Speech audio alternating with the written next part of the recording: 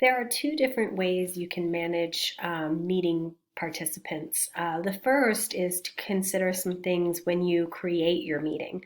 So I'm going to show you those now. And then after this, I'll show you also how to manage your participants during the meeting.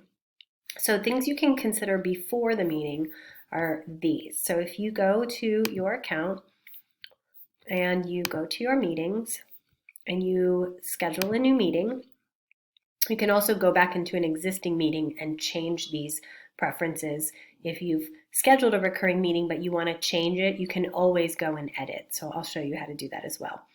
But let's say you're starting a new meeting. Let's say that it is a morning meeting for students. And you are going to have it starting Monday, the 6th. And because it's a morning meeting, you're going to have it in the morning. So let's say it's at 9 a.m. Okay. And of course, your meeting's not an hour. It's probably less than that. We'll give it 30 minutes. You're going to double check your time zone here because it's a morning meeting and is definitely recurring.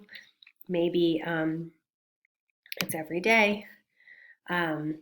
So as you scroll down, I'm going, of course, to take off the password because I don't want people to have to remember more numbers. And I am going to think about this video. So one way to think about managing people is their video. So I'm going to keep mine off. I'm going to have my participants come on with theirs on. Not only can I see them as they come on, which is a way of managing them, but they can kind of see right away if their video is working. If you don't want people joining via telephone, that's another way to manage it.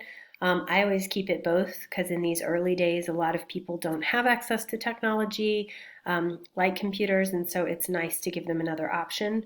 But of course, down the road, you could say, no, I only want you to join via computer. That's up to you.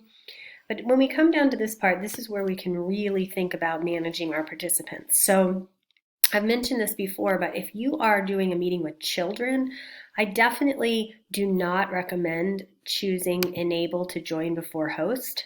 So I would not choose that for a morning meeting, and that is because that means that if you are running late to the meeting, all of your participants can come on and chat, talk before you're there. It's kind of like the equivalent of having all of your students in your classroom when you're not there. So if it's a meeting with kids, which we know this morning meeting is, I would not enable this. Now, if this was a recurring faculty or staff or grade level meeting, you might want to go ahead and check that because obviously adults can be trusted to talk before the host comes on, and also the host may not be able to come on, and this way the meeting could happen without them. But if it's a meeting with students, I would not click this. Again, another way to manage participants is to have them muted upon entry. If it's a meeting with students, I would definitely click that. That means they come on silently. So let's say you are 5 minutes into your morning meeting and some kids come on. If they come in on a mute, then it doesn't really disrupt the meeting. Another way to manage it is to enable the waiting room. Now, a waiting room means that they're able to join the meeting before you, but they're not totally in the meeting. They can't interact with each other. So that is kind of a nice way of balancing this enabling to join. One downside of enabling the waiting room is then you have to admit the students. So it's one more step that you have to do in your meeting, which is to admit them. You can do an admit all, which I'll show you how to do, which is kind of like opening your classroom door and everyone comes in. That's fine if everyone's there on time, but if someone's going to come 5 or 10 minutes later, you have to be paying attention to it to admit them. So I usually do not click enable waiting room. I just let them come on when they get there. I don't ask for authenticated users to join because we know that only the people who have this information are our students.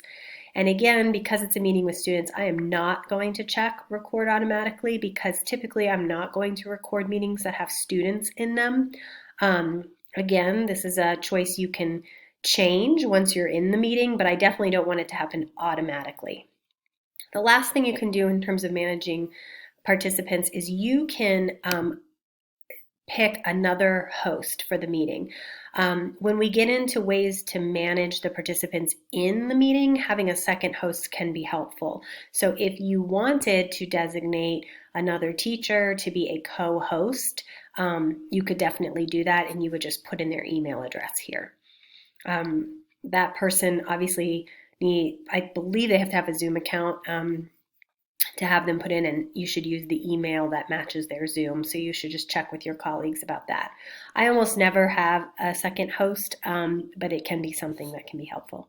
So those are things you can consider when thinking about how do I want to manage my participants in my meeting. This is what you can consider before you even start, and you would click Save.